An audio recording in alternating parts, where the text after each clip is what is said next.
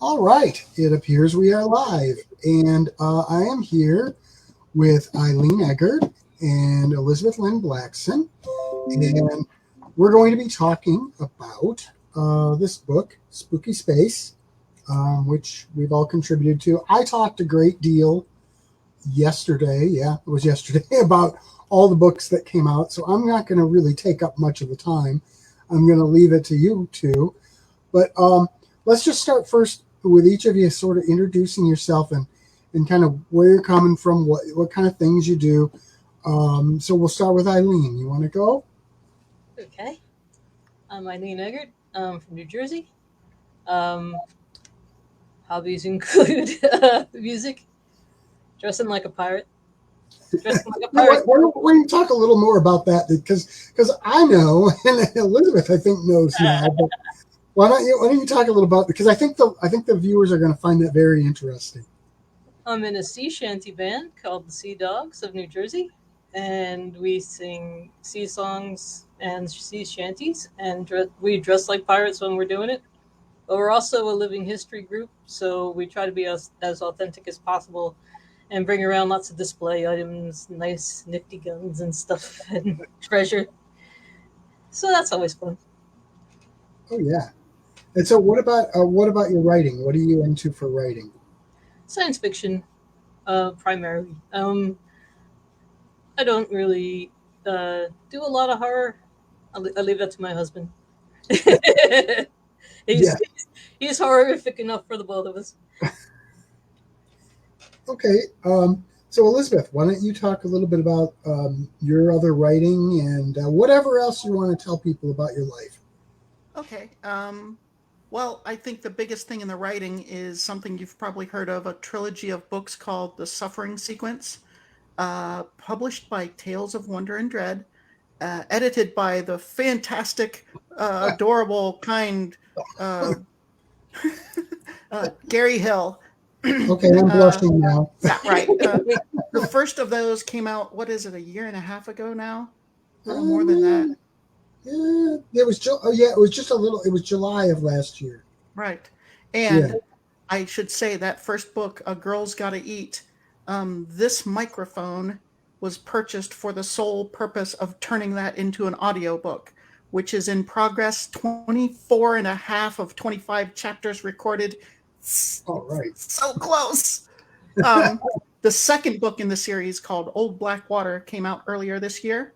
And it's getting, both the books are getting really good reviews from people who have read it. Still trying to get the word out on those. And the third book is coming out last day of November. Is that right? Of this Yep. year. That's the Uh, plan. and that is the third and last finished book in the series, which is should finish the story to a particular level. Um, and that one's called Invasive Species. Besides that, I've got a whole pile now of short stories in collections that you've done. And I've done some writing for role playing games, Margaret Weiss Productions, and let's see here, what else? Some small press comic stuff. Decades ago, I was a colorist on a comic strip online called Bruno the Bandit. Um, what else? I was in the Air Force for 6 years as a programmer, which is how I ended up in the St. Louis area. I'm originally from Ohio. And in my spare time, I'm a nerd. And in my regular time, I'm still a nerd. So, I think that probably applies. I know it applies to me. I can't speak for yeah. Eileen, but I think we probably wouldn't be doing these kinds of books if we were at least some to some degree nerds. Right. I would say that I'm way more horror than science fiction in the case of Spooky Space. But the what I part of what I did with Margaret Weiss Productions was working on the Serenity role playing game, which was based on the movie Serenity from the television series Firefly, which has uh, some space crunchiness, but not much. I think Joss Whedon said science makes him cry. So, whereas my short story in this collection, I think, has a fair amount of science. Yeah, I So would there's, think it's more of a hard science fiction almost. In yeah, fact, it probably qualifies as hard science fiction. I tend not to write hard science fiction myself. Mm-hmm. It tends to be a little more towards the fantasy end of things, but yeah, I think yours definitely is. As long as we're on that, as long as you said everything you wanted to say about your bio type stuff. Yeah, yeah. Okay, so Wait, as no, long wait. Very important. I have 2 cats. Okay, now I'm done. I also have 2 cats. that is important. See? Yeah. All right, so as long as you brought up your story in, just now, why don't you go first in talking about your story in this book? Okay. It's called I didn't mean to Tales of throw a you Tin off. Can Ape. No, that's fine. Tales of a Tin Can Ape, and it was inspired. I guess the seed of it came from a song that I'd listened to recently called Kotokushi, which Kotokushi means the lonely death, which is sort of the idea of this horrible story you hear where someone dies and no one finds the body for months because no one's looking, no one cares, and that horror of not only dying but dying and no one even noticing that you had passed. That was the beginning of it, and then it started to become all the horrible ways that lonely space, 52 astronomical units away from the sun, all the ways you could die and no one would even know it. So it was that living on the very edge of almost destruction, scraping for existence, and then ultimately the horror of the things that really terrify you that you didn't even know could terrify you, I guess. There you go. That's what it's about. Simply put, in a nutshell. Yeah, and terror. Yeah, like you said, terrors that the person doesn't even realize are terrors. Yeah. Yeah, and you would probably consider that one more science fiction, but there are definitely terrors to it. Yes, No it's question about very it. fear based. The fears are all real world things, but I don't think that bans something from being a horror story. No, I don't either. And I was going to say, it kind of ties into what Eileen was talking about in a way, because you've got space pirates in it too. Yes, and a discussion about how these people trying to do the piracy are in the same position as the first person narrator, in that they're just scraping to survive and doing it out of necessity. So Yeah. So I thought that was kind of a neat little tie-in with it. So Eileen, why don't you talk about your story then? Okay, it's called The Dead Planet, and it's about a nearly 6,000-year-old alien traveling through the universe. And he arrives at what he thinks is an extinct planet. Just nobody living there because of a war that happened. And he thinks that the population all got wiped out. And he lands, and he explores, and he finds out they didn't all get wiped out. But they're being re-wiped out one at a time, disappearing, and he's got to try to find out why. Okay, that's pretty good on that. And as I said in the introduction to the book, there is a monster in there. Yes, there is. So it qualifies. I think that one is definitely science fiction, but it qualifies as horror as far as I'm concerned, because when you bring a monster into it, you kind of get that horror element automatically. Yeah. mhm. Which brings up another point. One of the things I talked about in the introduction is there was a piece written a couple of years ago by a lady who suggested that you cannot have horror in outer space. It's not possible. And then someone else did a rebuttal of that and said everything in space, every story in space is horror. Mhm. Eileen, where would you fall on that? How would you feel about it? Oh, yeah. I mean, horror in space is a thing. It's totally a thing. Countless episodes of Doctor Who, Star Trek. I mean, like all this stuff. They're in space. Bad things happen. Bad, Mhm. horrible things. Yeah. Yeah. How about you, Elizabeth? I think a lot of the tropes that are native to horror are also native to science fiction. Um, the biggest thing that I recognize in sci-fi and horror as a crossover is the sort of haunted house or closed set, I guess. And yeah, we're getting comments. Beth Hillary Yeah. says Alien. right? Yeah, Yeah, exactly. Yes, and don't forget Event Horizon.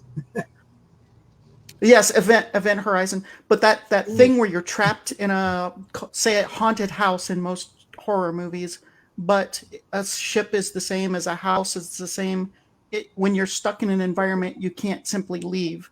We cut away. I mentioned this in another interview. I think the Thing or the Thing from Outer Space, the isolated research lab in the middle of the Antarctic. It's the same thing. You're in a location you can't just get up and walk away from. So Yeah, I think science. The isolation is even worse in space than it would be in a haunted house, because in a haunted house there is a chance to find a way out and get out and get somewhere else. Right. You can't do that in space. I mean, Alien, okay, you got a lifeboat, but that's basically it. You know? Right. And that is a horror in and of itself. Is you're isolated, you have a finite resource, and there is no other civilization or people to come and help you. You're on your own. And imagine how tiny an escape pod would be in space. I mean, it would be, and even if it does have a homing beacon signal, what are the odds somebody's going to find that and be able to get to you? You know? Imagine just being in a house with the doors locked, like, during pandemic, when it was like, I'm just really sick of everybody and the way they breathe, and like, they're walking wrong and it's bothering me.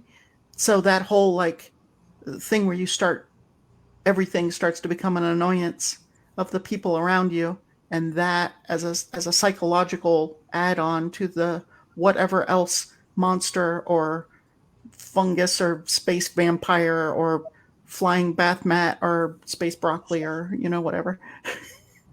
Well, and the other thing is, you don't touch on it really in your story, because, in fact, neither of them do, because with your story, there's only one person. The ship's only designed for one person. But in reality, the odds are, if you've got a spaceship, you've probably got several people on board, and they're on board for a reason, because they perform specific functions. Which means, as annoyed as you get with these people, you're also reliant on them for your survival. Yeah. So it would create a really unusual dynamic, I think. What are you looking at? Oh, I'm trying to figure out what Beth was about here. I heard that. I don't remember which comment I made. I don't either. It just popped up there, and I wasn't sure what that went to. Maybe she'll put something else up and explain. We're waiting for you, Beth. What are you doing? Come on, you're part of this conversation now, I guess. Beth is a friend of mine, and by the way, you mentioned Doctor Who.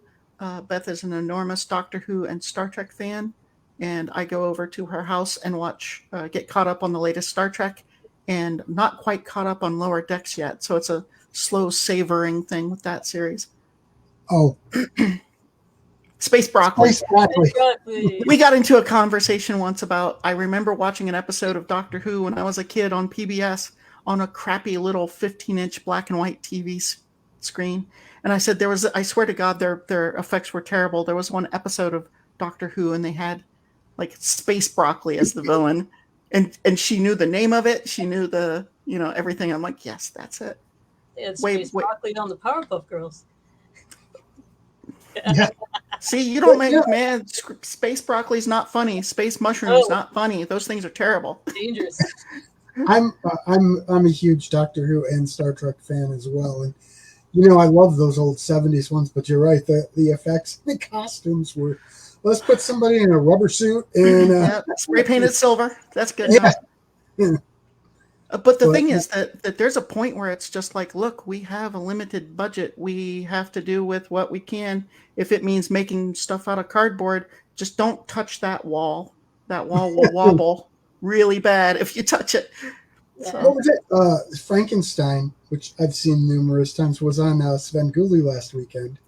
And he pointed out the scene when they're around when they're in the mountains looking for the monster.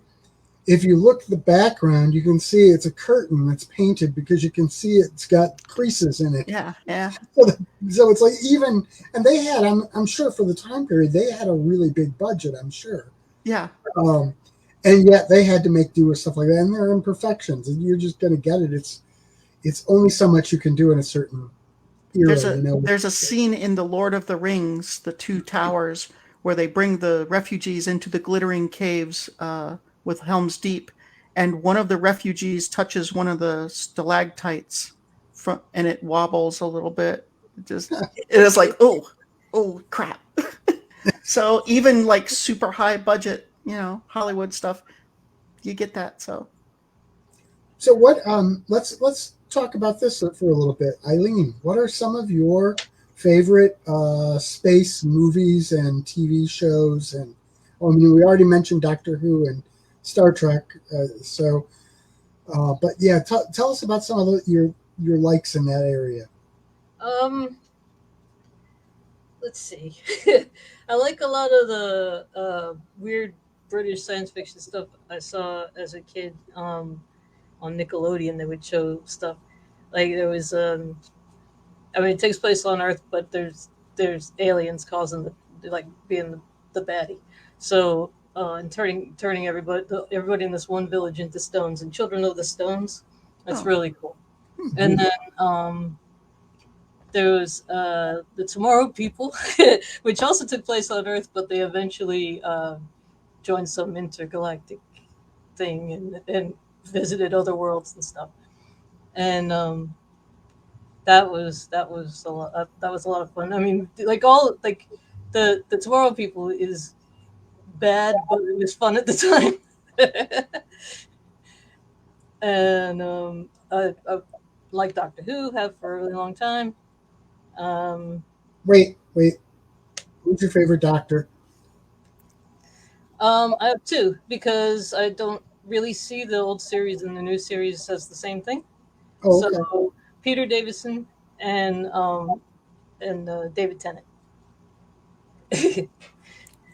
Okay, actually, let's ask the same question for Elizabeth. For Doctor Who? Yeah. Just so you know that I am a dabbler in a lot of different genres of sci-fi. I'm not a hardcore fan of any of them. Well, do you have a favorite Doctor then? Kind of in the same boat. I have an old favorite and a new favorite, and yeah, the new favorite's David Tennant. Everybody knows that. The old one though is Tom Baker. Tom Baker was my Doctor, and like once it changed, it's like I don't even care anymore. It's not Tom Baker. It was really cool stories during Tom Baker too. That's actually me too. I was Tom Baker, and then I kind of couldn't get into Peter Davison. Right. I got into him since, but I couldn't. But Tom Baker until David Tennant came along, and now David Tennant's my first favorite. And Tom Baker's my second favorite. I liked Christopher Eccleston, and I liked Matt Smith after. And for whatever reason, for not having cable or whatever, I fell out of Doctor Who before Matt Smith's era stopped. So that was there's like 37 now that have happened since then. Like we're just going to change Doctor Who 3 times a season. Yeah, I can't keep up. I'm old. Shit, man. I have nap time. I can't watch this show. It takes up too much of my.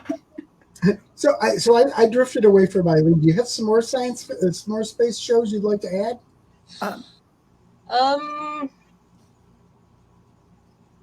Can't think of any not right now. Well, then how about you, Elizabeth? What are some of your favorites? Movies or TV? I mentioned. Go ahead. Wait, go ahead. Or Star Wars. You got to do Star Wars. And Hitchhiker's Guide to the Galaxy, the movie from the 80s, or the miniseries from the 80s. The new movie was okay, but you know. Yeah, I loved the 80s series, and I think that's where I sort of got into it, and then read the books after. Yeah. And then found out about the radio play that happened before the books. Right. Later than that, and it's like, okay, well, what's the real version? There is no real version. It's Douglas Adams. What do you expect? Yeah, that's strangely, even the absurdity of it is some of the best sci-fi ever. Yeah. The SEP field he talks about, where it's like we couldn't make a mountain disappear, so we just painted it bright pink and had everyone ignore it. Somebody else's problem. Douglas Adams, his humor is absolutely brilliant. It's on a completely different level than anybody else's. Yeah, yeah. What was it? The one I love, something like it floated in the sky like a brick wouldn't, or something like that. Yeah. Exactly like a brick wouldn't. Yeah. Yeah. Everything about his method of writing is wonderful. You're talking about science fiction that I loved, or we loved, I guess. Along with Star Wars, Star Trek. There's a guy who made two movies, and I can't remember his name, and I'm sorry. He made two movies recently. One was called Deus Machina, and one was called Annihilation. And those two movies are both, or sorry, it's not Deus Machina, it's just Ex Machina. Fairly low budget in the first case, and I think a moderate budget on the second one. Those are both amazing horror sci-fi movies, and just brilliant in my opinion. Out of the gate director, and I'm keeping an eye on that guy because his stuff is amazing. I don't know if you've ever seen either of them. I have not. Ex Machina is about a guy who brings an employee into his secluded compound or whatever to try to determine if a woman is an AI is performing well enough to pass as a human. And the other one is Annihilation, where these scientists go into a sort of time-space distortion field, and it's really, the whole thing is sort of an analogy of looking at yourself and looking at the problems that you have and trying to break through that, sort of in a very cool, visual, weird, trippy way. So something happened. The screen moved. I just come on, everybody, Star Trek with me. Whoa! I didn't leave I figured out how to hide the comment. I figured the comment has passed, so maybe we should get rid of it for a while. And it took me a while to figure out how to do that. No. Yeah, it's interesting. You put the little mouse over there, and this little thing comes up that says hide. Oh. It took me a while to even figure out I could do that, but yay. We got another comment. Oh, what do we got? Let's see what we have. Right. The other thing we were talking about, Beth and I went on a walk the other day, and we were talking about the wonderful joy of an ambiguous ending in a movie, where it's not spelled out cleanly, and it's not necessarily a win, where you don't know how it necessarily goes, and it leaves everything to your imagination. How kind of awesome that is. Yeah. I personally find it a little annoying sometimes, but yet I'll write stories that way. I think it depends. It depends on how well it's spelled out. Like, 2001: A Space Odyssey. That movie really made me mad at the ending because I hadn't read the book. I eventually figured out what happened, but then again, I'm gonna make people mad, but I do not like Kubrick. I can deal with 2001. I can deal with The Shining, but I really don't care for Kubrick stuff. I think he's a little too artsy and a little too, I don't know, trippy, I guess, psychedelic. That's absolutely a legitimate point that you can have, and I'm not going to argue it. I have feelings about Kubrick, and particularly how he did The Shining. We'll put this one up. Cannabis helps. Cannabis always helps. Yeah, I think it probably might. Yeah, I haven't tried that. Not that I've ever done cannabis ever. Yeah, no, I'm sure. None of us have, I'm sure. Let's see. What else did you want to talk about while we were here? Yeah, I was trying to think. Anything you two can come up with that you're interested in talking about? I guess that's a big old nope. If you could be on a starship's crew, what ship, and what position? For me, it would be captain. And Of course. but the funny thing is, I'd actually want a Klingon bird of prey because I like the cloak. Because you like the thought of your crew stabbing you in the back at any opportunity. Well, it keeps you on your toes, doesn't it? I wouldn't necessarily have a Klingon. All right, so let's be. You guys, I think both of you know this, but I don't know that everybody watching knows this. But I actually do dress up as a Klingon and go do charity events and stuff. And I am actually the commanding officer of my ship, the IKV Talons of Honor, and so I can relate to the Klingons. But on the other hand, I don't think I'd want to have that level of paranoia all the time. So I don't think I would want to actually have a Klingon crew. But a Klingon bird of prey would be a lot of fun, especially in orbit around Earth right now. You know, you could really have some fun with that. You really only need the cloak and the transporter, and you can do a lot of things. What's the word for mayhem in Klingon? I don't know that one. I know some words, but I don't know mayhem. Yeah, why'd you have to come up with one I don't? Actually, there aren't that many. I don't know. I've got some friends who can speak pretty fluently, but I'm not one of them. Eileen, do you have an answer to that? Crew, what ship and what crew position? I don't know. I just don't. No pressure. No pressure. Yeah. A space pirate ship. Well, yeah, that'd be good. There haven't there been some shows with space pirate ships as the main characters? Depends on how you define pirates, but Was it Firefly? Weren't Firefly kind of? They were. Firefly, but They were. They did whatever they needed to do to get the next job done. So some of them were piracy and a lot of smuggling, things like that. There's a show called Space Pirates on the BBC, or at least there was. Oh, nice. Well, No, watch it. Space Pirates, no. So what about you, Elizabeth? What would be your ship and crew? I don't know. I can imagine myself on a lot of different ships. I do like the smaller crew, questionable morality thing. It kind of appeals to me. So, Although I suppose I should be honest, if I were to have my ultimate ship that I would want, it would be the TARDIS. I mean, come on. Yeah. Time travel also. that's a little cheating, but okay. Yeah. Red Dwarf. Yes. Red Dwarf. I remember that show. I used to watch it once in a while. It was pretty good.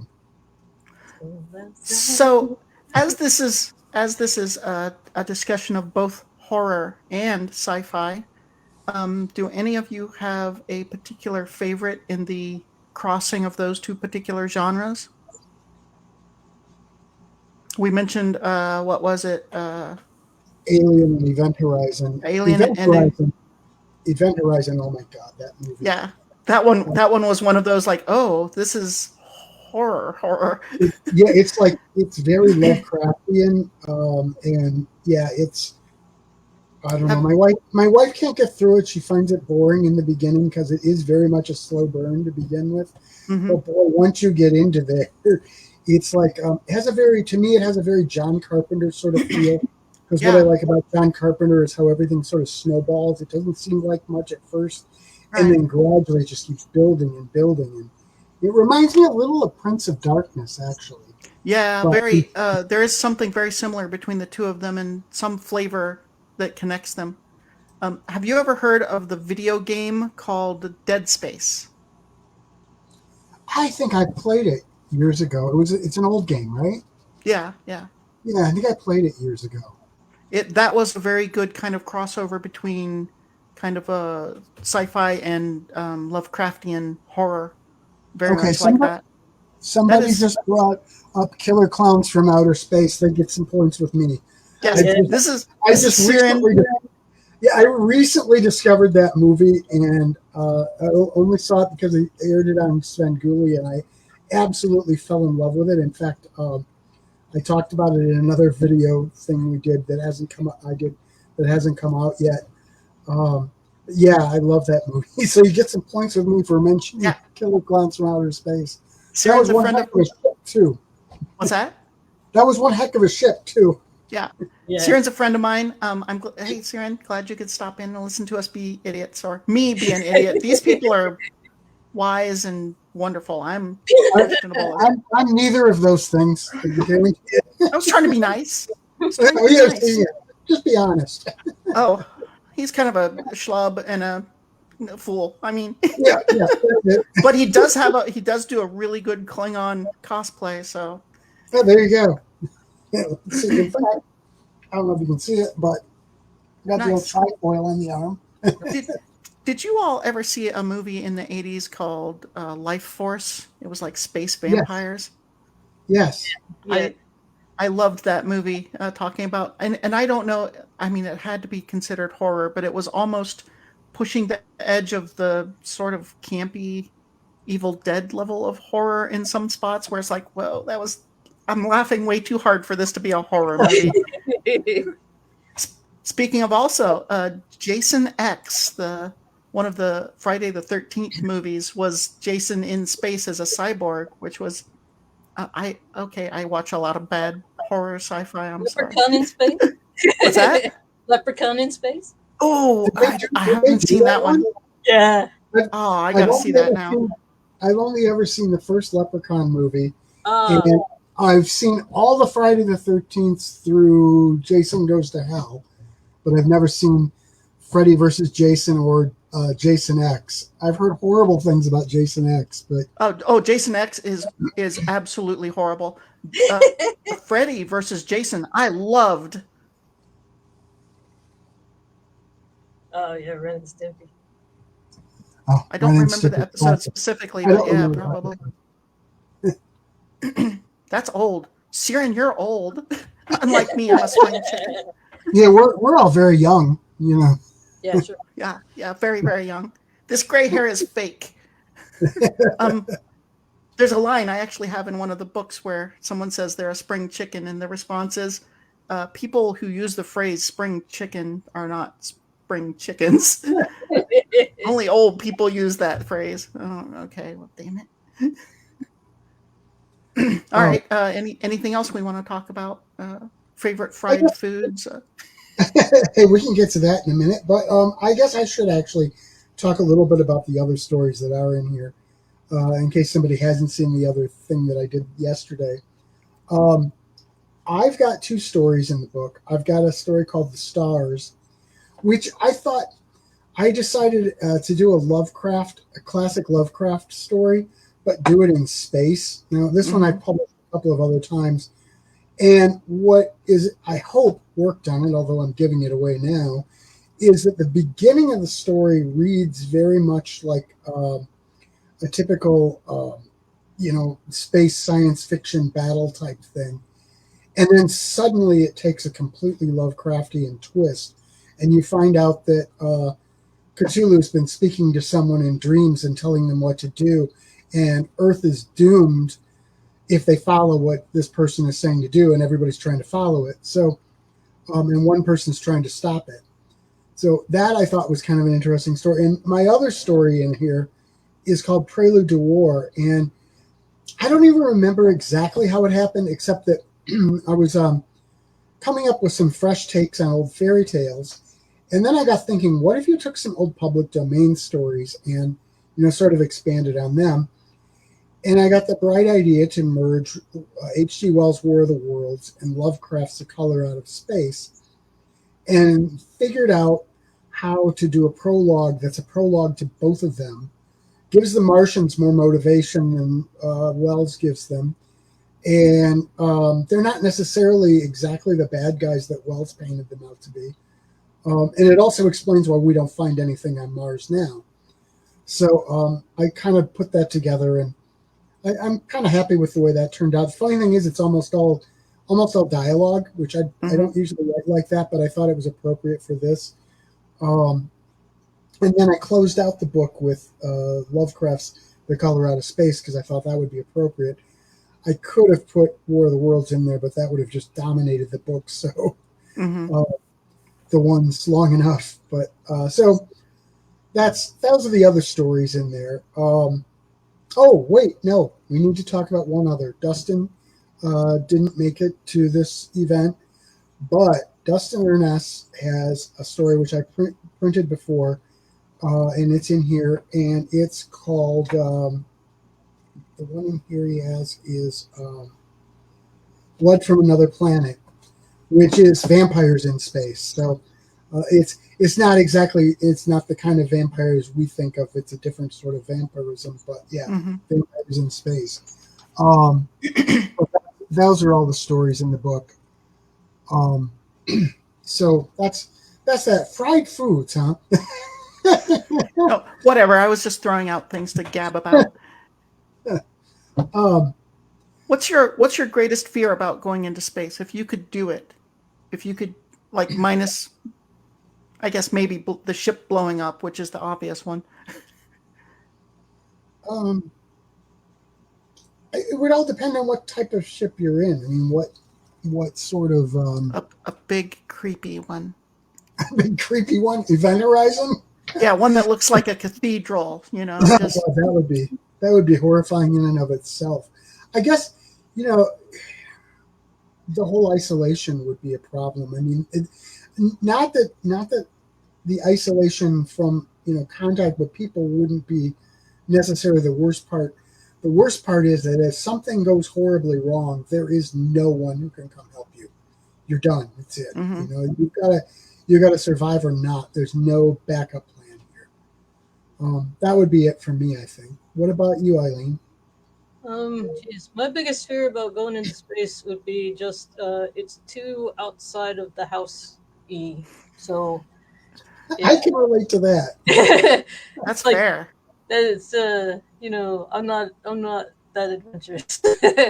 Just So, imagine that it is your house and goes if into it was space. my house, then I can't think of anything I'd be afraid of. How about you, Elizabeth? I'm not even afraid of sudden depressurization. Well, at least that would be quick. Yeah. I think I touched on it earlier, where it's like you get to the point where you can't stand the way people breathe or chew or whatever. Just I'm afraid that that whole space crazy. I would be the one going space crazy. Everybody else would be fine, but I would be plotting. I would be building a murder robot, and really sounds- unhealthy. It's a good hobby. Yeah, I mean, keeps me busy. Works your Hobbies hands. are important. What I was going to say about the space house thing. Now, I'm a little bit different than a lot of people. I can very much get by without ever going outside. If it was like a Star Trek starship, I would be perfectly happy to live my entire life on that ship. Oh yeah. They've got a bowling alley. I mean, you've got food. They got everything. The climate is completely controlled. You can make sure there are no bacteria in the air. You can, make sure there are no insects wandering around. I would be absolutely happy to live my whole life on one of those ships. I know a lot of people love the great outdoors. Not me. I hate it. Yep. have you seen the series Lower Decks, the Star Trek Lower Decks? I tried to watch a few episodes. It was a little too little kid cartoony for me. I think I watched the first 2 or 3 episodes, and it just I had enjoyed what they were doing with it, but I thought it was just a little too cartoony for my taste. There's a scene where the characters are walking down the hallway, and like the captain of the ship is possessed by an ancient power of some sort and is hovering around with like lightning coming out of her eyes, and they're just ignoring it because it's just like another Thursday to them, And I was thinking, the whole, oh, it's safe. There's no bugs. There's no germs. Like, no, there's occasionally, you phase through a bulkhead and you die, or, you get taken over by a space thing, or you get nanites up your nose, or, one of a million things that could happen. So. Or the Borg could show up and assimilate you. They cut that piece of the ship that I was in. I was on the toilet. They just sucked me right on. Again, depressurization. It's going to be over fast. Oh yeah. Oh, they'll seal the bulkheads and stuff. Yeah. The most embarrassing way to die is being turned into a Borg drone while you're in the middle of crapping or something. Yeah. Yeah. I think to me the most horrifying things in science fiction shows, like the big science fiction shows. Mhm. I think the Borg and the Cybermen are the most horrifying because they can take your identity away and turn you into one of them. And it's Yeah. like, that is worse than being killed, you know? Yeah. Daleks are just going to exterminate you, but they're going to, or the Daleks might enslave you, but they're not going to, Yeah. you know, you're still going to be you at least. What about the earworm, like the Star Trek II? Oh, where yeah. it falls in your ear and you lose all control, Yeah, or that one's pretty bad too. yeah, or pod people where you get slurped, and the next thing you know, there's a plant person copy of you, and you've been turned into Yeah. mulch or whatever. But at least you're dead at that point. Yeah, well, I mean, yeah, okay, that's fair. I mean, you don't have to experience that. I mean, I have to wonder if you become a Borg or you become a Cyberman, how much of is there still a part of you in the back that knows what's going on and is basically screaming, I can't do anything about this. I'm stuck here. My body and my brain are being used against me, and there's Yeah. nothing to do about it. Locked inside the animal that keeps doing horrible things that you're not telling it to do, and you get to witness and sense all of that. Imagine the joy of that. Yeah, Hang on, I need to write a story. If you think about it, we sort of saw both of those. We saw it with the Borg because with Seven of Nine and with Locutus, neither one of them could have been brought back if their consciousness wasn't there to some degree before. And they still had memories of everything that happened. So they obviously knew somewhere in there that what was going on and were just unable to do anything about it. And with the Cybermen, there was one where with David Tennant, when they had one of the Cybermen down, and it was a woman who was on her wedding day, and she couldn't understand what was going on, so her identity was still in there too, So you really have to. And what he did in that instance was got rid of the emotion eliminator, so they all knew what had happened to them, and they wound up dying, because they couldn't live with it. Yeah. So there is something of the human in there, and that's just got to be horrific. Yeah. It's just like, I think that you haven't seen the Capaldi stuff, right, Elizabeth? No. I think this is going to be do you mind a little bit of a spoiler?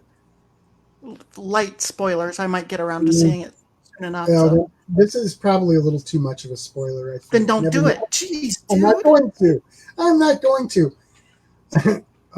Just the ending of one of the companions was, in my mind, the most heart-wrenching of any of them, and it was one of Capaldi's companions. But yeah. Anyway, although one of the things Moffat used to love to do, which always annoyed the hell out of me, is if you watched with the Moffat era, and this isn't a huge spoiler, pretty much nobody ever stays dead for very long. They always come back somehow, and with a happier ending, which to me negates the sacrifice and negates the emotional impact of them being taken out in the first place. Right. It's the X-Men problem. The first time I experienced this in life is why I call it the X-Men problem. Jean Grey got killed, and it was this big emotional thing, and then she popped up again, and it's like, oh, she's alive, and it's like, wait, no, that's not really her, that's somebody faking her. And then the real one came back, and then she died, and then the daughter came back, which she didn't have except in an alternate timeline, and she got killed, and then she came back, and that one came back, and then you have two of them, and I'm just like, Jesus, just no, stop, just stop. I don't care, stay dead. Okay, your name is Phoenix. Damn it! Oh, right.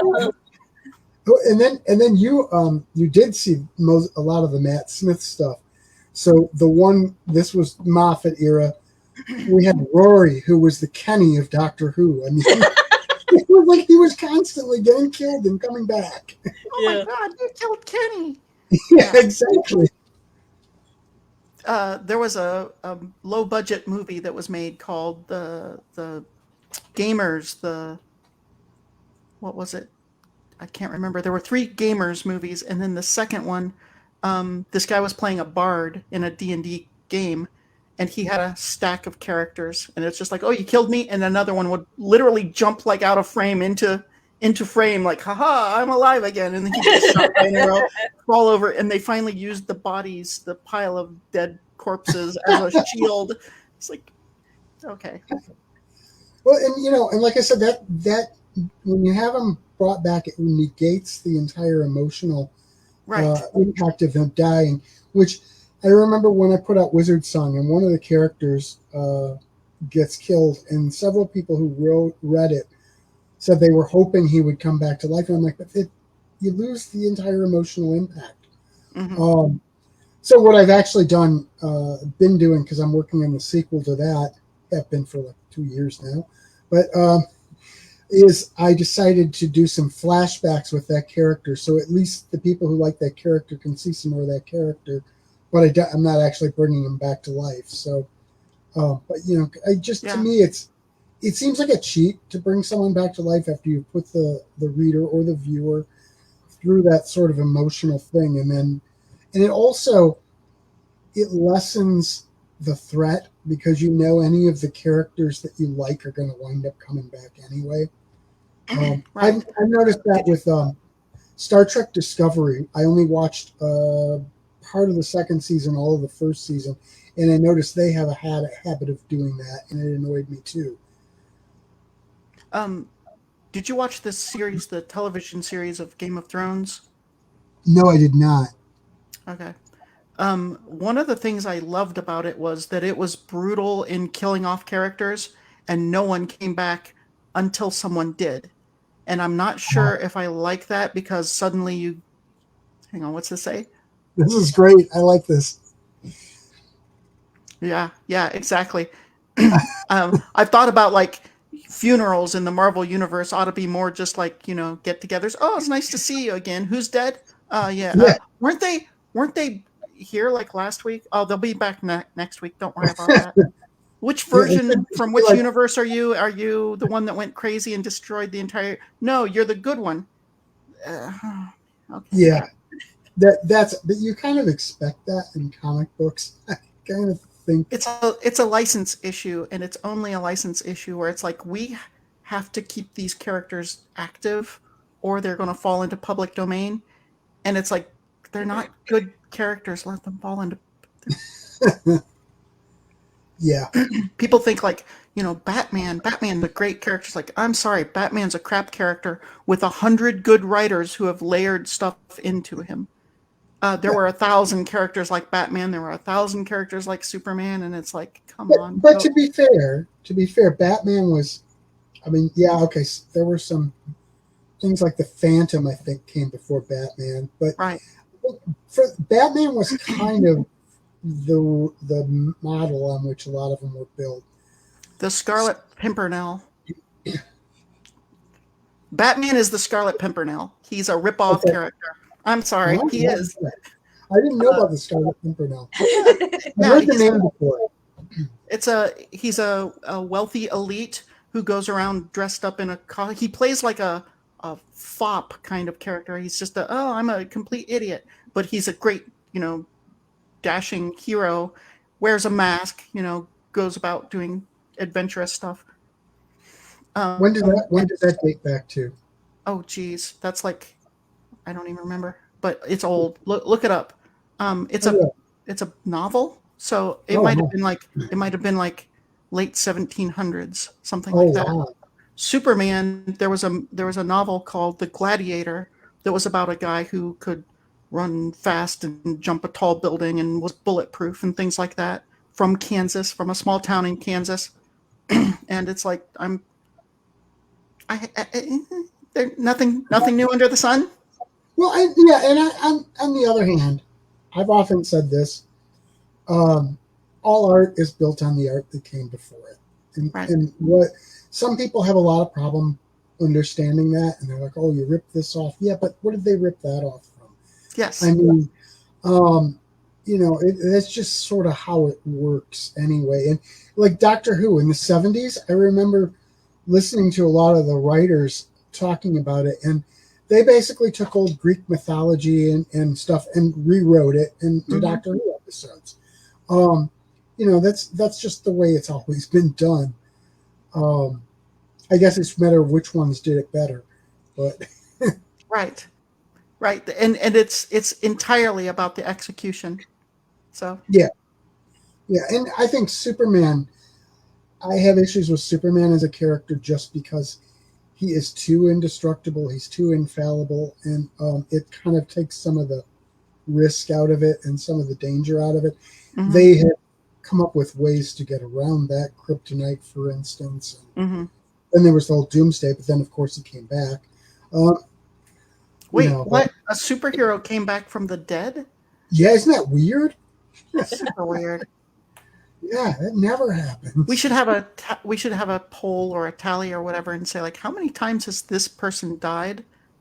At Oh, I 36 bet, times. That's pretty good, you know? bet you, You get a free sub after like 10, right? So I bet you if you Google it, you can find out. There's probably a list out there. someone has lists out there, of course. Uh-huh. I would bet on it.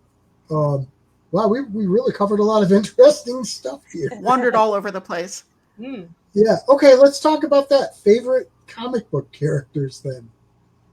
Sci-fi horror or just in general? In general. It's going to take me a minute. Eileen, I'll let you go first because I am steeped in comic books. It's going to take me a minute. All right. I like pointy cartoon characters. So, Nightcrawler. Nice. Just about anybody from ElfQuest. Nice. Very cool. I love Nightcrawler. I was introduced to him. I was probably 13, 1983. So at 12, with a run where he was, it was, what was his name? Paul Smith was the artist. And the whole comic book was not action and fight scenes. It was just a little slice of life. And he was having a date and he was curled up on a sofa, like stretched out kind of. And he had a little stuffed Nightcrawler, the little Bamf character that came from Kitty Pryde's fairy tale. So that was my intro to Nightcrawler, and I have loved him since. Nice. Do you have an opinion of Nightcrawler, Gary? Yeah. I always liked that character. It's funny because I'm older than both of you, I think, and so I remember when the X-Men were the other X-Men before they Right, started first introducing team, all yeah. those characters, and so I remember when he was a brand new character, and I thought he was pretty cool. I liked him right from the start. I don't know that he was I don't know that I was not as big an X-Men fan as I was some other comics. My favorite superhero team was the Defenders, but the original Defenders. Mhm. I think Doctor Strange is probably my favorite Marvel character. Wasn't the Defenders Doctor Strange, Silver Surfer, The Surfer, Submariner, and the Hulk? yeah, It was like the I don't big remember hitters. I don't remember the Surfer being around a lot, but Valkyrie was one of them, and then they had to start bringing certain people in and out. And I loved some of the 70s run of the Defenders because they had so much humor in there sometimes. One of my favorite ones was when they had this big battle between, it was like all the sides. I think everybody had to get together to fight Dormammu and Loki. Mhm. And afterwards, everybody came to Doctor Strange's place. And they're sitting there. And so Valkyrie and Nighthawk and the Hulk go grocery shopping. And they're going through the grocery store, and Hulk is pushing the shopping cart, and he's got it full of baked beans. And they're like, we don't need that many baked beans. And Valkyrie's like, you want to tell him? So they wound up getting all the beans. I don't want to be around the Hulk after he's eaten 3 grocery carts full of baked beans. No.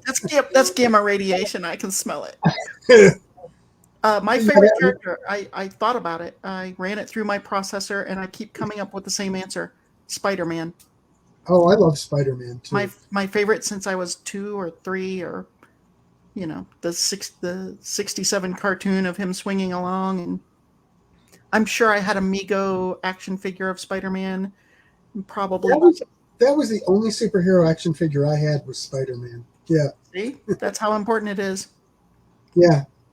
I had a Spock and one other that I can't remember, and Spider-Man Mego action figures.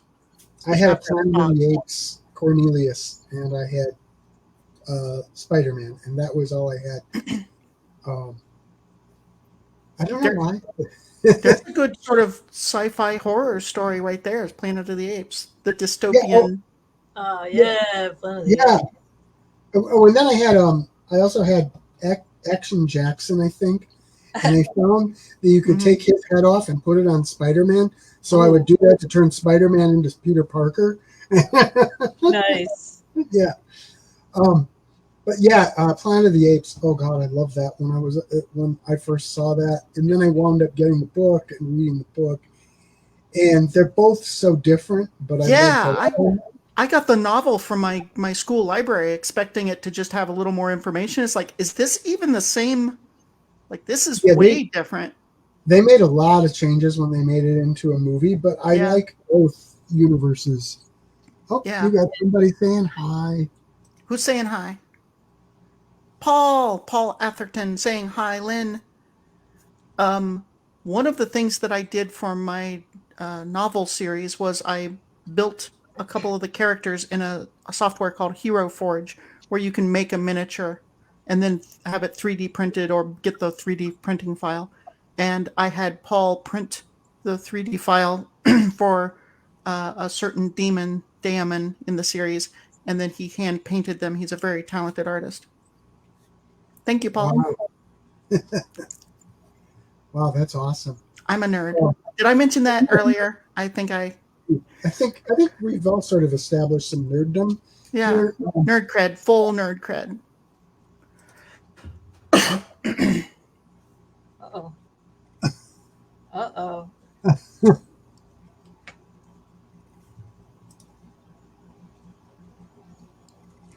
They will be delivered soon.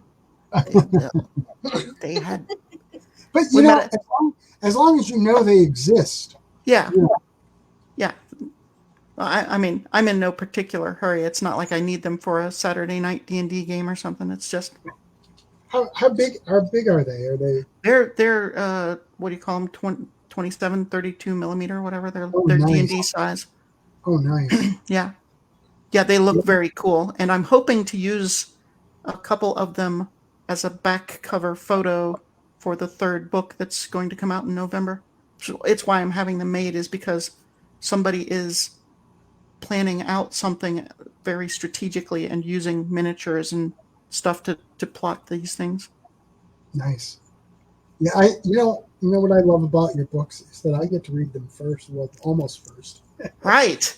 Yeah, Literally, in some yeah, cases, the third book, I think 5 people maybe have read total, and that's not many. So you're way on the short list of first to read. yeah. You're Oh, gonna it's gonna hurt you. It's gonna hurt your soul. oh. I God, is it going to be as dark as the last one? Oh, no telling yet. oh look, I'm just gonna drink some soda here.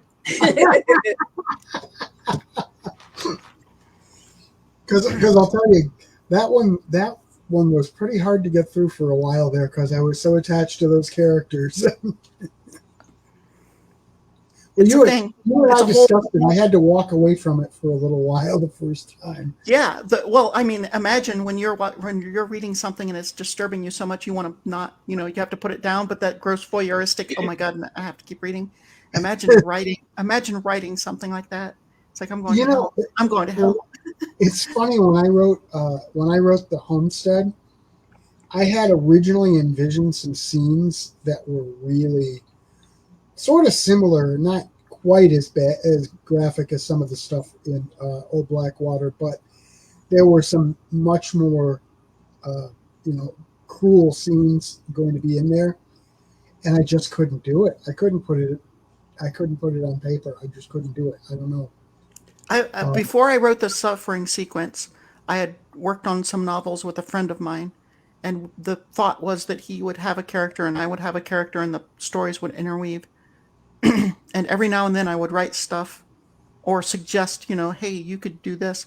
And he's like, God damn, that's dark. And I'm like, yeah, that's I'm a horrible person. Did you not know that? How would it I disagree, but It's my you might have therapy. you have I a dump all that horrible imagination. But oh, trust me, you don't want to look inside here sometimes. Oh, I do. I really do. Oh I'm no, really you really curious. don't.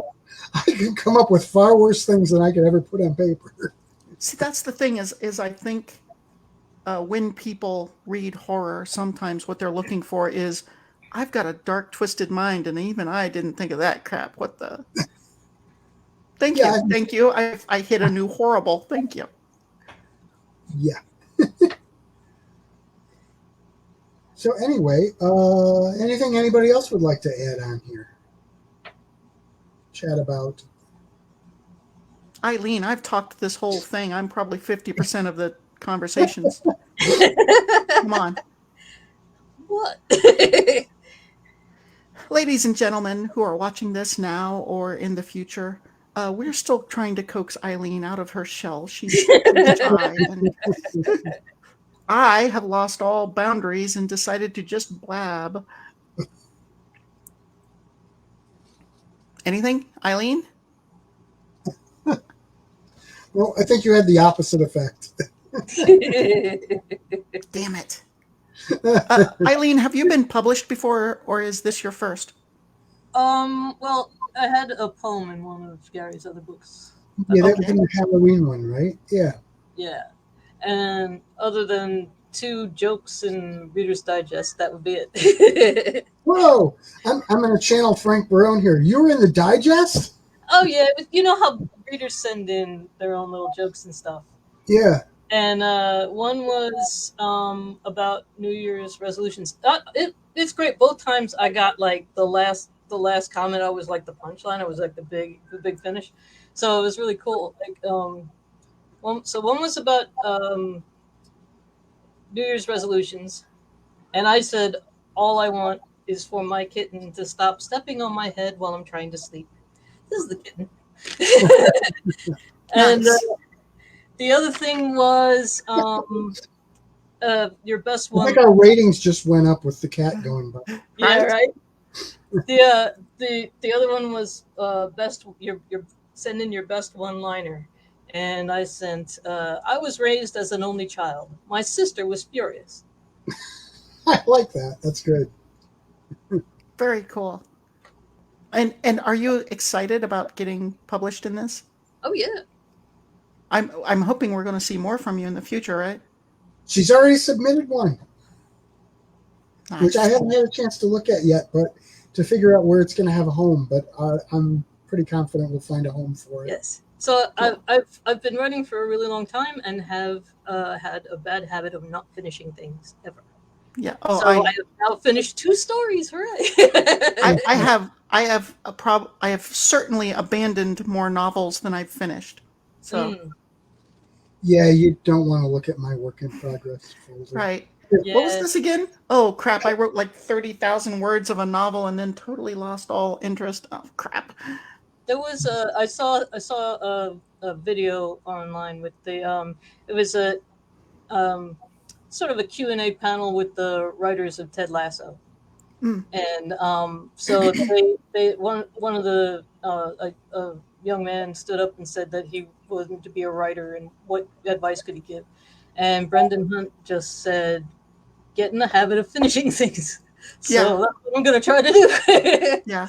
So we were talking about comics, and there was an artist, I can't remember his name, but he was sort of famous because he was a very mediocre artist, but he would finish things on short deadlines. And so Nice. it's like, something fell through, call that guy. He will get Yeah. it done. We will have something ready for print.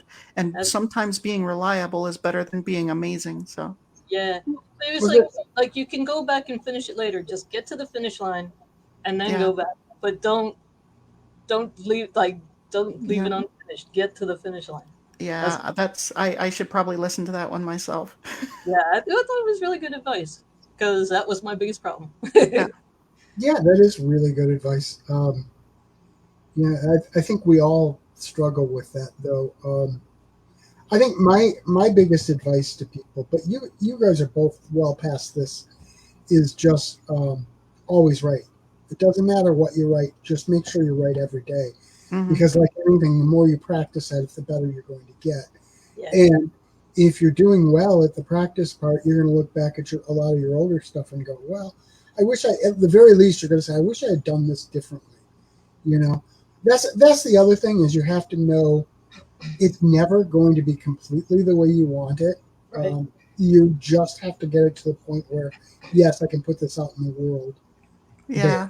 I'm okay with it. And it's perfectly normal. I bet you every popular writer looks back at their older stuff and looks over it and says, I really wish I'd done this differently. You'll see sometimes some of them will even redo certain stories or certain books and put them back out with a new version that they're happier with. That's perfectly natural. Yeah. And you have to understand that you're never going to have perfection. Never. That's just not the human condition. Yeah. There's a saying, the perfect is the enemy of good enough. And it's a kind of a military saying, or where I'm familiar with it from is the military, where it's like, yeah, we could spend another 2 weeks making a perfect plan, but if you do something right now, it's going to be way more decisive and functionally better. So I'm sorry, I've got a hair in my face. To do this interview, I had the air conditioning turned off because the vent is right beside me and it will blow loudly. So my bedroom is about 89 degrees right now, and I'm sweating, and everything is just like. We should wrap this up so you can get into some air conditioning. Please. Yes, I hate heat. I would not want to go through that. So we'll go ahead and wrap this up then. Thank you both for being here, and thank you folks who've been commenting and everything. We're glad you were here. The book is Spooky Space, Creepy Otherworldly Tales, and it was published yesterday. And I've run down some of the stories in it. I was going to say, too, this video is going to remain out on the Facebook page, but also I'll add a little beginning bumper and ending bumper. And a week from this Saturday, it'll go up on the Spooky Ventures YouTube channel as a feature. So it'll be both places. But you can get the book at lulu.com/spotlight/strange sound. Or if you go type in talesofwonderandread.com, it takes you to the Tales of Wonder and Dread section of GaryHillAuthor.com, and you'll find it there. Or just GaryHillAuthor.com, and you can navigate to the Tales of Wonder and Dread section and maybe find some other cool stuff there that you like. And so that's it for this time. Thank you guys for being here. And again, thanks everybody for tuning in. And we'll see you later. Bye. Bye.